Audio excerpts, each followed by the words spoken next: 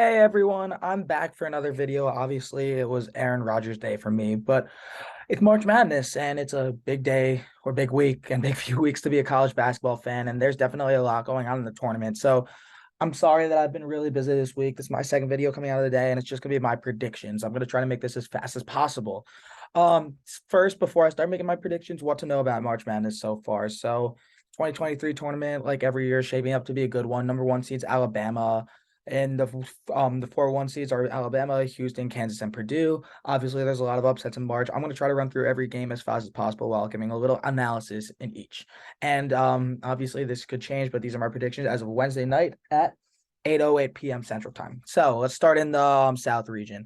Alabama beats Texas A&M, Texas A&M CC, and self-explanatory. Maryland, West Virginia. Bob Huggins has a really good team in West Virginia. They played in a rugged Big 12 this year, and Maryland's not good in the road, West Virginia.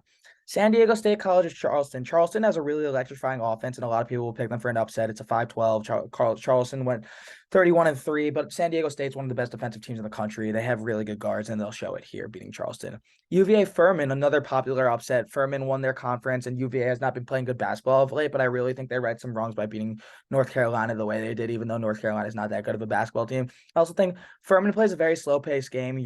Virginia does not. I think Virginia will control the tempo here, and Tony Bennett has the experience. I think Virginia wins. Creighton, NC State. Creighton's a scoring team. Baylor Schleierman has the tournament experience. They obviously have a few other players, and yeah, I think Creighton wins. Baylor, UC Santa Barbara. I think this is going to be the most intriguing 3-4 team matchup. Baylor is a very bad team defensively, ranked outside of the like above 100 in KenPom ratings for defensive efficiency, but I do think they get the win here. I just don't see a 14 being a 3 this year. Mizzou, Utah State. Mizzou's a very good team. They play in the SEC, obviously, which has been a tough conference this year, but I do think the SEC is a little overrated. Utah State went on a second half run to beat Boise State before losing in their conference championship. I think Utah State gets the win here. Arizona Princeton, I think Arizona really has what it takes to go all the way this year. They ran into a Houston team that was just better than them last year and more prepared. But I don't see Arizona losing here. Midwest region, and I'll speed it up a little. Houston wins. Auburn, Iowa. This game's in Birmingham, Alabama. Big for Auburn. Iowa's bad on the road. Auburn. Drake, Miami. So Nurkic Omer, who's Miami's leading rebounder, is hurt. His question for tomorrow is questionable. I meant his status for tomorrow is questionable. Right now, if it stands, Drake has two very good guards. I called them a Cinderella team the entire year. I think Drake will win this game unless I'm not sure is okay. But if that happens, come back and change. Indiana, Kent State. Kent State also a pretty loaded team. They won their conference, but I think that India is just more talented. Trace Jackson Davis and Jalen Hood-Schifino. Iowa State, Pitt. Iowa State wins. Pitt's been cold as of late. That one against Mississippi State isn't going to change it. Xavier, Kennesaw State. Xavier knows how to score. There's no question about that. Sudi Doom, Kobe Jones, they know how to score. Texas A&M, Penn State. A lot of people are going to pick Penn State here. They just went on a run in the Big Ten tournament, finished the season hot. I think A&M wins here. Finished second in the SEC. Wade Taylor is one of the best guards in the country this year and is really having a bounce back here. A&M wins. And Texas Colgate, I think this is the most intriguing 2-15 matchup. Colgate's the number one 3-point shooting team in the nation. I just don't see them being Texas. South, Purdue beats Farley Dickinson.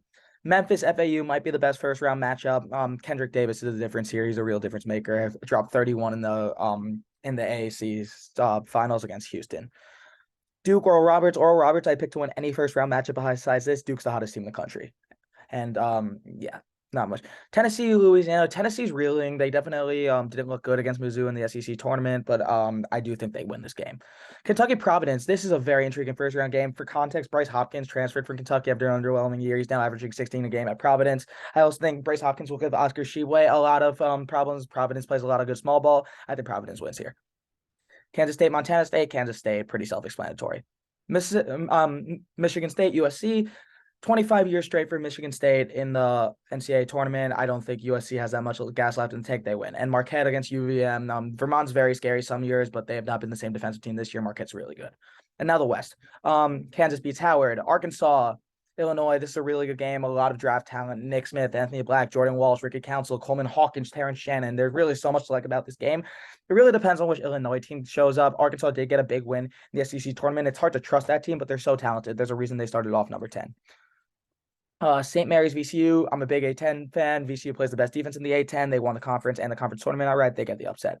Connecticut Iona. A lot of people like Rick Pitino because of the experience in March. Between Jaden Hawkins and Damas Sanogo and Newton, they are a good team in UConn, and UConn wins. TCU beats Arizona State or Nevada. Whoever wins here. Mike Miles is the best guard in the Big 12, arguably, and yeah, they get the win. Gonzaga is going to beat Grand Canyon. Northwestern, Boise State, as a Northwestern fan, not going to take too much time on this. I think Northwestern wins. I think they're a better defensive team, even though Boise State's a really good defensive team. Northwestern has the better guard combo. They win here. And UCLA beats UNC Asheville. UNC Asheville is a good mid-major team, but I think I think UCLA is just more talented. Let's just leave it at that. Okay, round of 32. Alabama beats West Virginia. They're a more talented team. Obviously, Brandon Miller, Noah Clowney, Nate Oates as the coach. They're more talented. San Diego State, Virginia. This is a tough one because I do think Virginia's not playing their best basketball this season, but they did get more right. I think that there will be some tournament experience here, and I do think Virginia wins the game. I do think that Carl Charleston also causes a little fatigue for San Diego State. I do think Virginia wins. I think they have an offense that could score more on better defenses. I think Creighton beats Baylor. I think Creighton has a scoring, obviously. They were one of the top teams in the country this year, even though they've been on the decline lately. Baylor's not a good defensive team. That's not a recipe for success. And I think Arizona beats Utah State. Arizona, it's a talent gap here. And Utah State doesn't have bigs. Arizona, when they're not playing through Azulis Tubelis, they're playing through Omar Ballo. Here's my biggest one. Memphis beats Purdue. I think that Purdue is, while they're a very good basketball team, the thing that was always going to be their downfall this year was their freshman guards in Braden Smith and Fletcher Loyer, and that's no disrespect to them. They're just freshmen, and it's different in March. Kendrick Davis is the ace. He's all-time leading scorer and assister. He's a senior. It's his first time playing in March. It's his first time getting the spotlight in March Madness, and yeah, I think that they will cause Purdue's backcourt a lot of problems. And Memphis does have the size to contend with Zach Edey. Zach Edey's still going to get his points, but Memphis beats Purdue. Purdue's the first one seed out. Duke beats Tennessee. Tennessee's reeling. Duke has more talent. I think Kansas State beats Providence. Marcus Noel and Keontae Johnson both got third team All-America. I think that Providence ran out of steam a little, and I think Hopkins versus Johnson is the matchup to watch here, but I do think Kansas State wins. And I think Marquette beats Michigan State pretty easily. Going up, Houston beats Auburn. The one fear here is if Marcus Sasser's healthy, because if Marcus Sasser's healthy, then Houston is a national championship contender. Without him, they're obviously not the same team, but I do think they beat Auburn here. I don't know if Sasser will be back. Drake, Indiana. So when you look at Indiana, I think the teams that Indiana really struggled against this year, like Northwestern or Ohio State or Illinois, who they beat once, but they lost to once. I think that Indiana struggles against these with two guards. Drake has a great guard combo. I think Drake makes the Sweet 16. Iowa State, Xavier. Iowa State doesn't play great defense. They lost Caleb Grill, been on the down lately. They did beat Baylor, but I do think that Xavier wins here, and I think Texas beats Texas A&M. This took me way too long, but I think Texas played in a loaded Big 12. They're really hot right now, so Texas to win. Kansas, Arkansas. This is a really intriguing matchup. If I had to bet on upside, I'd actually pick Arkansas. I think Arkansas is more talented. I think they have Nick Smith's playing his best basketball of the year. Jordan Walsh is a stud. Anthony Black's a stud. Ricky Council's a stud. They have the Mitchell twins, but I just don't trust them enough. They have defensive consistency issues and let their opponents go on runs. Kansas, Jalen Wilson, Grady Dick. I think Kansas wins. VCU, UConn. I think VCU, while this is one really good offensive team and one really good defensive team. I think VCU, their one problem is guarding some point guards and the distribution. And I think if UConn plays through Jalen Hawkins, they're going to win this game. TCU, Gonzaga. I think Gonzaga is the number one offense in the country. They're faster than TCU. Eddie Lamb could just enter the transfer portal. They have no solution for Drew Timme. Northwestern, UCLA. While Jalen Clark might be hurt, UCLA is just a better team. Jaime Jaquez, Tiger Campbell. They have the NCAA tournament experience. They're definitely a bit bittersweet after last year. UCLA wins. All right, Sweet 16. Alabama beats UVA. This was UVA's ceiling. Do not be surprised if they lose sooner. Creighton, Arizona. I think Creighton's an all right defensive team. I also think they'll struggle with Omar Ballo and Azulis Tubelis. Creighton's leading rebounder is Baylor Schleierman, who's a small forward. That's what it should be said. Alabama, Arizona in the Elite Eight.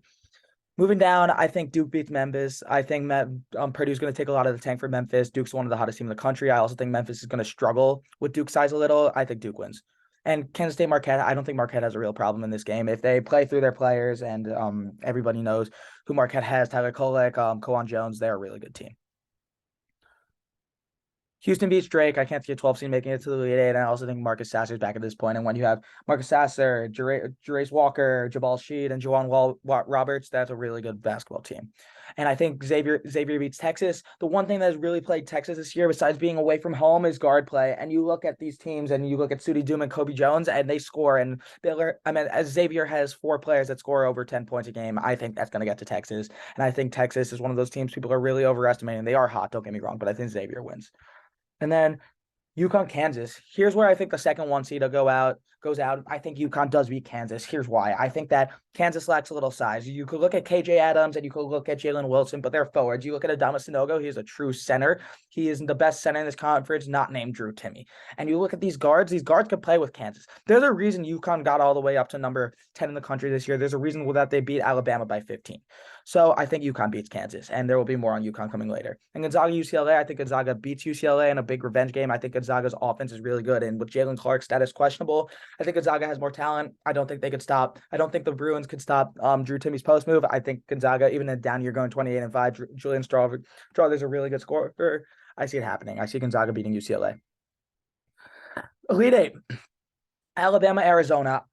This is where our number 1's run ends. I really like the Arizona Wildcats. I picked them to win the championship last year with Benedict Mather and Dalen Terry, and it's crazy to think Arizona might have gotten better. The bigs are going to be real trouble for Noah Clowney in Alabama. Azuolas Tubelis is also going to be a big problem. That's not saying Brandon Miller's not. The Tubelis-Miller matchup is going to be great to watch, but I think that Bama's really going to struggle inside here, and I think that there's a lot going on in their program. They're really, really good in close games, and I think this is one that might get away from them. So Arizona making the Final Four. Moving down, Duke Marquette. This has to be one of the most intriguing matchups we've seen in a while. Duke, hottest team in the country. Marquette, second hottest team in the country, playing really good basketball. So Duke has the height advantage here with Derek Lively and Kyle Filipowski. But I think when you look at this Marquette team and their guard play through Tyler Kolek, I do have Marquette winning this game. And it's really a toss-up. I'm going to go with my hatred of Duke and first-year head coach. But a first-year head coach didn't top UNC last year. But I'm going to go with Marquette. Moving on, I think Houston Xavier. I don't think Xavier has the experience. Houston lost in the Elite Eight last year to Villanova. They don't lose this year if they're fully healthy. And then Gonzaga and UConn. I think this game is also really a toss-up. The one thing is that Gonzaga in their big games this year did not win. They lost to Texas. They lost to a few other notable teams. And while they've been really hot as of late, UConn has won their big games. They've lost to Marquette. They lost the Big East semis. But UConn is a very good team. And Denny Hurley is a very good coach. Adama Sanogo is one of the best bigs in the country. Jalen Hawkins is definitely a first-round pick. Tristan Newton is one of the best secondary options there is left. I think UConn beats Gonzaga and makes it to the Final Four. Here are my Final Four. Number 2, Arizona. Number 2, Marquette. Number 1, Houston. And number 4, UConn. Starting on the right side, or on the left side, I do think Arizona beats Marquette. I think that Arizona really got trained in the Pac-12 and they have the experience. I think Tommy Lloyd's squad is very deep. They obviously have Courtney Ramey running the point too, and that is a point that I haven't mentioned. And one of the problems going into the Pac-12 tournament was who's going to hit the clutch shot for Arizona when Tubelis isn't there, and obviously Omar Barla is not taking clutch shots. Courtney Ramey hit that huge three to beat UCLA on a neutral site. I think Arizona makes the national championship. And then going to the other side, I think Houston beats UConn. Houston from the start of the year, there's a reason they started number 1. They started number 1. And I know UNC started number 1. Houston started number 2. There's a reason that the Houston Cougars started number 2. They are coming for revenge. They're now a 1 seed. Marcus Sasser is one of the best guards in the country. Jarace Walker, Jabal Sheed, Juwan Roberts. They have their players, and it shows. And Houston not only is making the Final Four, but I think that they will win the national championship over Arizona. I think they'll win in an offensive game by a score of 78-72. I think that when you look at this matchup, it comes down to a few things. 1, guard play. I think Marcus Sasser, like I've been saying this entire video, is a very top guard, and it's Houston. And everything runs through him, and if he's healthy, he's almost impossible to stop. You look at the battle inside, Jarace Walker versus Omar Ballo. I do give the advantage to Omar Ballo. Jarace Walker is also a freshman, so that could definitely go against him, but especially when it comes to March and you're playing all these games. But I do think that Houston has a slight advantage there, and I think these are two teams that have high-flying offenses and can play defense when it counts. And I think Arizona, it's a great story because Houston was the team that knocked out Arizona last year when I picked them to win the championship, and now they meet here. And I do think that it's Houston. I think it's a year of destiny for Houston. The Final Four is in Houston. If they're all healthy, I think this is the best team in the country, and I think this is the team most poised for March with the experience they have. So with that being said, there's my predictions. Again, a lot could change. And definitely don't use me too much because sports people definitely don't always get their brackets right because it's almost possible. It's March. But with that being said, if this will load, I'll do this after. But there we go. The Houston Cougars will win the NCAA tournament in my eyes. So with that being said, happy March, everyone.